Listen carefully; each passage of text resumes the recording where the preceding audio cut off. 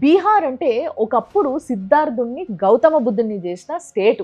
అలాంటి జాగా ఇప్పుడు ఎట్లుంది అనేది మీకు ఆల్రెడీ తెలుసు. ఇంకో పెద్ద దరిద్రం ఏంది అని అంటే రీసెంట్ గా ఒక సర్వే జరిగింది. సీతామర్హి అనే ఒక ప్లేస్ లా, ఒకటే జిల్లాల 7,400 హెచ్ఐవి కేసెస్ బయటపడ్డాయి. అలా 400 మంది చిన్నపిల్లలే ఉన్నారు. 3,500 మంది లేడీస్, 2,700 మంది మేల్స్ హెచ్ఐవితోని ఎఫెక్ట్ అయి ఉన్నారు.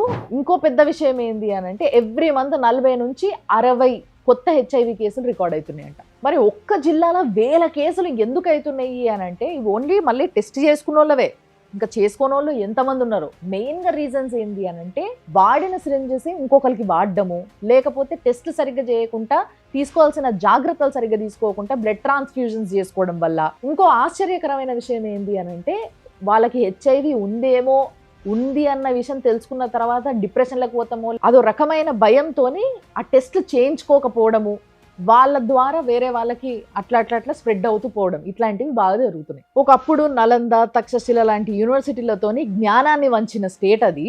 ఇప్పుడు ఒకరి నుంచి ఒకరికి రోగాలు వంచుకుంటున్నారు.